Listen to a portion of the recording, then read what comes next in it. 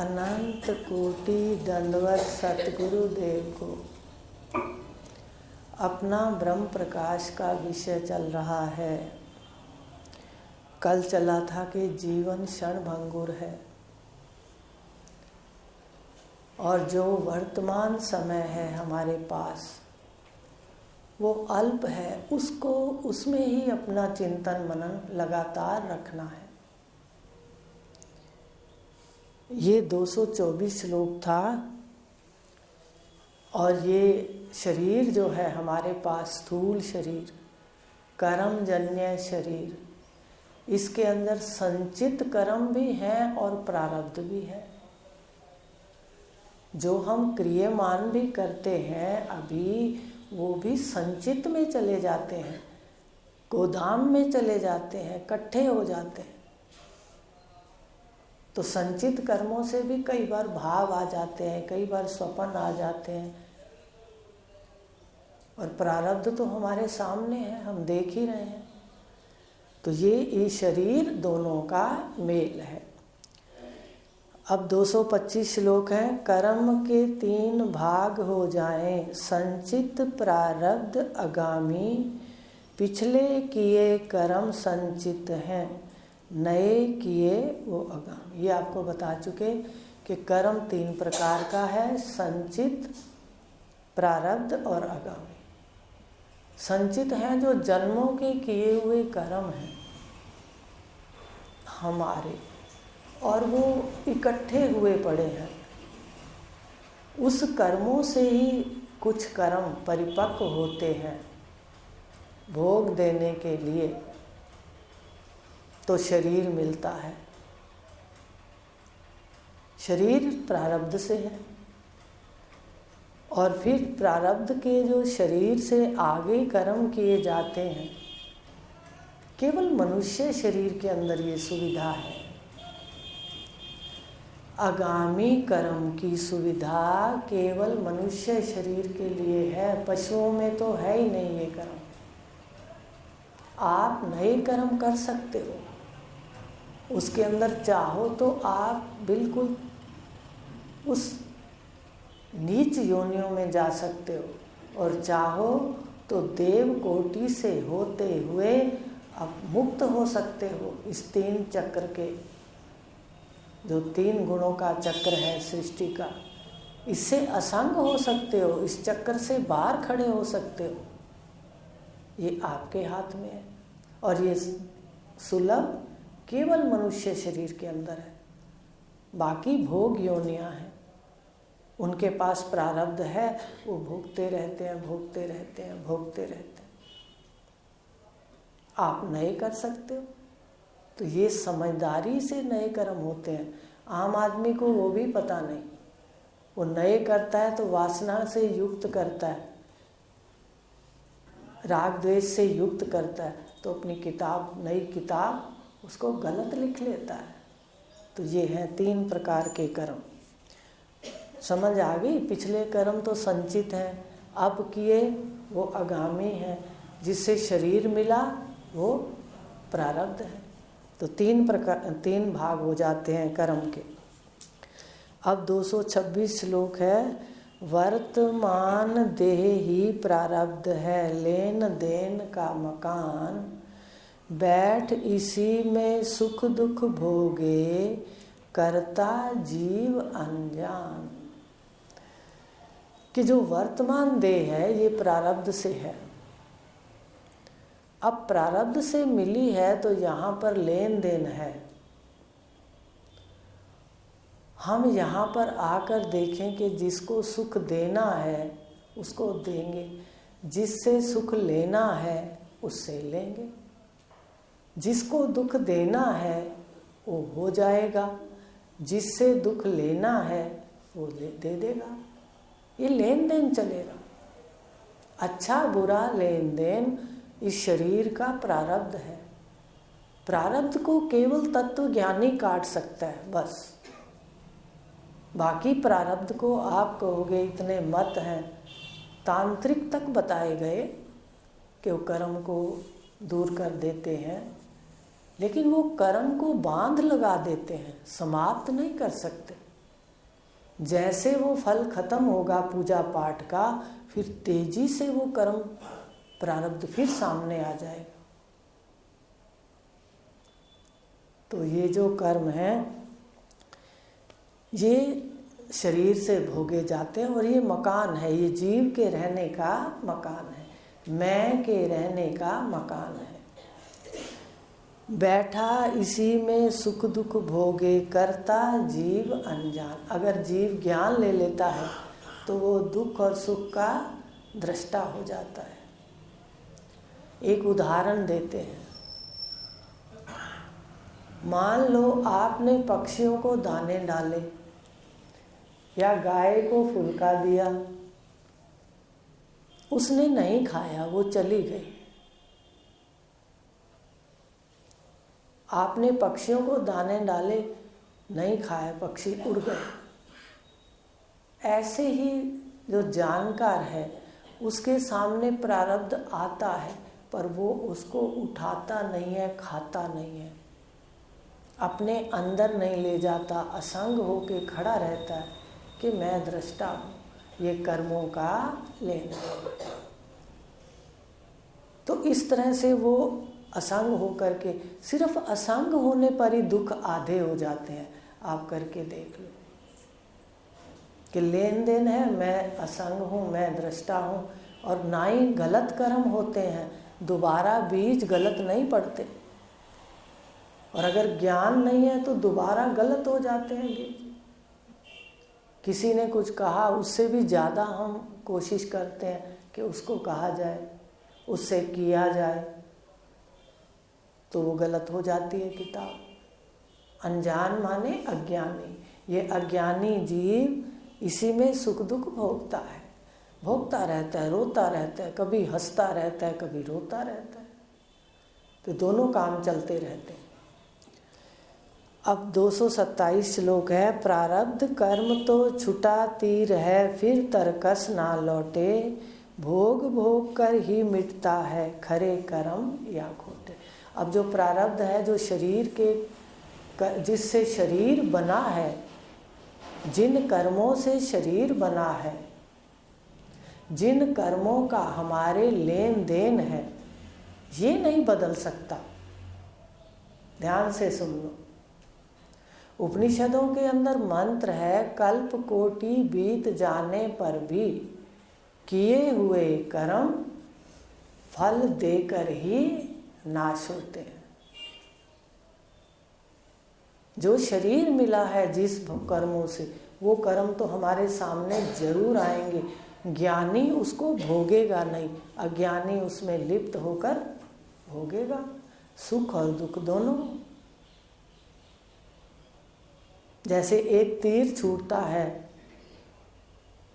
कमान से कोई तीर छोड़ दे या बंदूक से कोई गोली का बटन दबा दे, घोड़ा दबा दे, उसके बाद पता चले कि सामने जो है वो निर्दोष है, लेकिन वो गोली फिर लग के ही जान छोड़ती है। इसमें राजा दशरथ का बहुत उदाहरण है कि राजा दशरथ ने जब श्रवण कुमार पानी भर रहा था अपने माता पिता की प्यास बुझाने के लिए, तो राजा दशरथ शिकार पे थे। तो उन्होंने विचार किया कि कोई जंगली पशु है, तो शब्द भेदी बाण मार दिया। और जैसे बाण श्रवण कुमार को लगा, उसने हाय करी, तो उन्होंने देखा कि तो मनुष्य की आवाज़ है, तो घबरा गए। अब देखो छूट गया तीर, फिर वो कितना ही कष्ट पाए, वो दोबारा वैसा नहीं हो सकता। ऐसे ही ये जो जीव है अपने कर्म करता है, उसका भोग इस शरीर में है।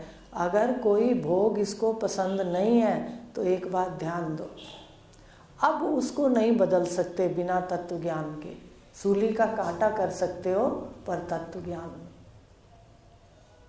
प्रारब्ध तो खुलेगा, आप ज्ञान से उसको कम कर सकते हो, पूजा पाठ से कम कर सकते हो, लेकिन समाप्त नहीं कर सकते। ये बात कही गई कि जैसे उन्होंने उसको तीर मारा, फिर कितना ही उनको पछतावा हुआ, लेकिन फिर भी वो कार्य सही नहीं हो सकता। तो ऐसे ही जो छूटा हुआ तीर है प्रारब्ध, इसको ये तो हमारे सामने आएगा, इसलिए इसके चिंतन करो, मनन चिंतन करो, रोज पूजा पाठ करो, रोज जो नियम दिया है इसको करो, रोज अपने यथार्थ धर्म का पालन करो और आभास धर्मों को धीरे धीरे कम करो, तब वो शूली का कांटा हो जाएंगे, पर समाप्त बिल्कुल नहीं होंगे। तो कहा भोग भोग कर ही मिटता है खरे कर्म या खोटे, अच्छे हों या बुरे कर्म हों, इस शरीर में भोग देकर ही जाते हैं। पूजा पाठ से शुभ बढ़ जाता है और अशुभ क्षीण पड़ जाता है, बस ये फर्क है। अब 228 श्लोक है। सुख आसक्ति मैं मेरे की, अब कर्मों का रहस्य बताया है कि निषिद्ध कर्म जीव क्यों कर जाता है। सुख आसक्ति मैं मेरे की, निषिद्ध कर्म करवाए, फल भोगता सिर्फ अकेला, कोई साथ ना जाए। इन बच्चों की आसक्ति में, शरीर मैं हूँ, मैं की आसक्ति में और मेरे की आसक्ति में, ये नहीं करने वाले कर्म भी कर जाता है, जिसको निषिद्ध कर्म कहते हैं। करता तो दूसरों के लिए है, लेकिन वो सारा सामान यहाँ रह जाता है, पर इसके कर्म इसकी किताब में लिखे जाते हैं, फल उसका अकेले भोगता है। तो निषिद्ध कर्म मैं मेरे के लिए, आसक्ति के लिए होते हैं, पर उसको फल भोगने का समय फिर वो रिश्तेदार सामने नहीं आते, पुत्र पुत्रियां नहीं आती, कोई भी रिश्तेदार पत्नी पति नहीं आते, अकेले भोगता है जी। तो ये ध्यान देना है। प्रारब्ध पर जिसको निश्चय होगा वो कहेगा हर व्यक्ति प्रारब्ध लाया, मैं इसके लिए गलत क्यों करूं। अगर हमने जोड़ लिया उसके लिए और उसके प्रारब्ध में उतना नहीं है तो वो घाटा खा लेगा कहीं, और अगर हमने नहीं दिया उसको, नहीं निषिद्ध कर्म किए उसके लिए, अगर उसका प्रारब्ध तीव्र है तो आते ही उसका पैसा आने लग जाएगा, माध्यम वही बनेगा। तो जिसका नल है उसके नल से पानी आए तो ज़्यादा अच्छा है। तो इसलिए प्रारब्ध पर निश्चय होना चाहिए कि देह का प्रारब्ध है, इसलिए निषिद्ध कर्म करते वक्त हमें ध्यान देना चाहिए, क्योंकि फल समान तो उनके लिए, और वो भी अगर प्रारब्ध नहीं है तो नहीं भोगेंगे, उनसे भी छूट जाएगा, ये और सुन लो। लेकिन फल जो उसका मिलेगा भोगने का, कर्मों का, वो सिर्फ अकेले जीव, यहाँ कोई भी अपना वास्तव में नहीं है। पाठ में है तो सुंदर पाठ करो, सबसे अपना अपना करके प्यार से रहो। ऐसे थोड़ी होता है। नाटक के अंदर जो नाटक करने आते हैं पात्र, वो कितना सुंदर नाटक करते हैं, उनको अवार्ड मिलते हैं। ऐसे सुंदर पाठ करोगे तो आपको फिर आगे और ऊंचे पाठ मिले, और एक दिन पाठ से भी अपनी छुट्टी करा लो तत्व ज्ञान से। तो इस प्रकार कर्मों का खेल है कि निषिद्ध कर्म आसक्ति के लिए होते हैं, अपने शरीर के लिए और अपनी संतान के लिए। मैं मेरे की आसक्ति से होते हैं और साथ कोई नहीं जाता, पर कर्म अकेला भोगता है। एक बार इसके लिए कहानी भी है, मेरे ख्याल वाल्मीकि जी की है, उन्हीं की है ना, कि उन्होंने वो जो आता जाता था राहगीर उनको लूटते थे, ऐसा है, कहीं ज़्यादा मुझे मिक्स हो जाती है ना बीच में। तो फिर उन्होंने, वो संत थे, संतों को एक बार इन्होंने लूटने के लिए खड़ा कर लिया। तो उन्होंने कहा भाई पहले ऐसी बात है, हम सब कुछ आपको दे देते हैं, पर आप घर से पूछ के आओ कि आप जिनके लिए कर रहे हो वो आपके भागीदार हैं इसमें। तो वाल्मीकि जी ने कहा हाँ हैं, क्यों नहीं, हैं वो भागीदार। कहते पूछ के तो आओ। जब पूछने गए तो उन्होंने पत्नी से पूछा सबसे पहले, भाई देखो ये जो कर्म लूट पाट का करता हूँ तो ये इसका फल मिलेगा तो तू भी भागीदार है, तू भी मेरी पत्नी है, मैं तुझे देता हूँ, तू भागीदार है। पत्नी ने कहा देखो जी भागीदारी का मुझे पता नहीं, पर मुझे तो इतना पता है कि मैं पत्नी हूँ और आप पति हैं, मैं घर में बनाऊंगी और आप कमा के लाओगे, मुझे इसका कोई मतलब नहीं है। तो उनको झटका लग गया। तो साथ अगर ज्ञान है तो फिर आदमी प्रारब्ध पर निश्चय करता है, साधना से अपना पैसा बढ़ाता है, सुख साधना से भी बढ़ते हैं। सत्य सदा समृद्धि से युक्त है, हम सत्य को धारण कर लें। अभी बताया कि हम यथार्थ धर्म को पालें, आभास धर्म को सारा दिन पालते हैं तो उतनी हमारी शक्ति नहीं बढ़ती पूजा पाठ की। तो ये कहा गया कि फल भोगता सिर्फ अकेला, कोई साथ ना जाए। अब 229 श्लोक है, कर्म करने में स्वतंत्र। अब कह रहे हैं भाई देख तू स्वतंत्र है और गहरे कर्मों के भेद भोगने में पराधीनता, कर्म की ऐसी कैद। क्या कहा कि देखो अगर तुम नहीं मानोगे इस बात को कि अकेला जीव जाता है, निषिद्ध कर्म किसी के लिए नहीं करने, तो कर्म करने में तो जीव स्वतंत्र है। एक यही योनि है मनुष्य शरीर जिसमें कर्म करने में स्वतंत्रता है।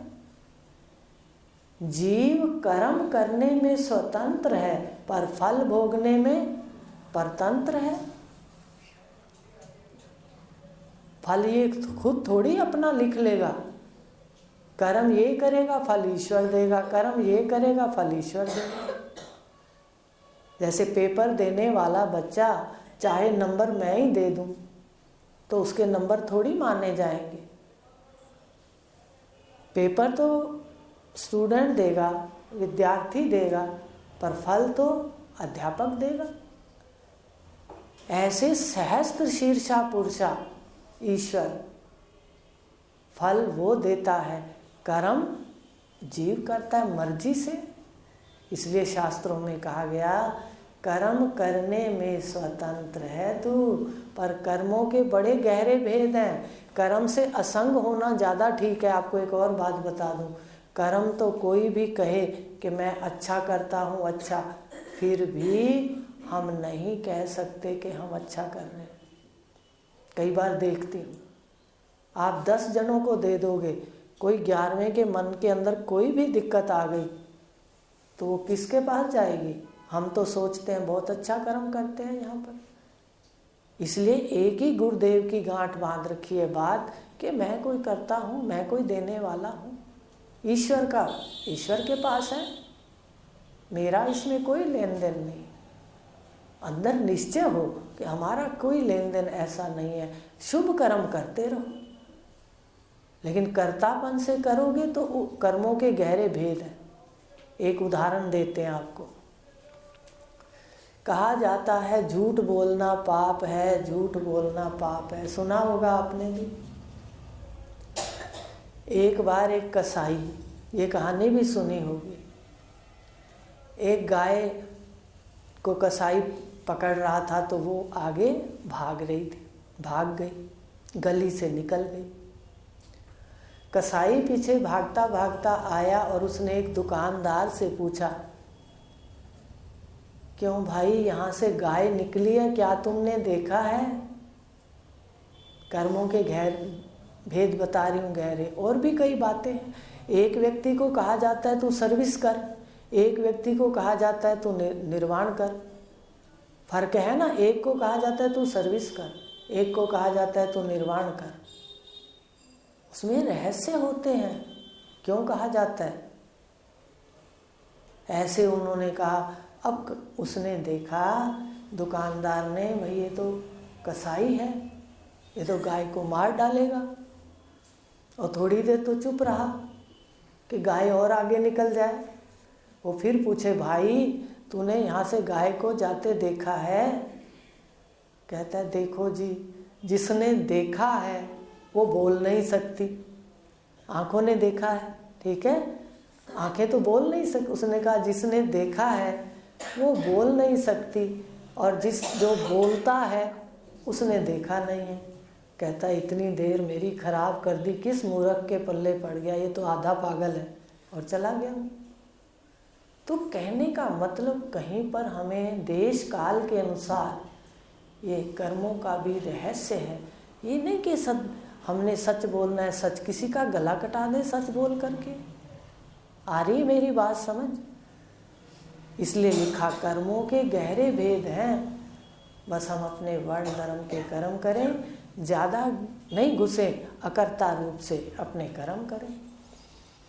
कर्म करने में स्वतंत्रता। अब ध्यान देना, कर्म करने में स्वतंत्र हो, चाहे किसी को चांटा मार दो, चाहे किसी का कुछ कर दो, लेकिन फल भोगना, वो बीज डलता है, और बीज एकदम सामने नहीं आता, याद रखना। बीज समय पाकर फलीभूत होता है और फिर जीव के सामने आता है। तो इसलिए ध्यान देना चाहिए कर्मों का।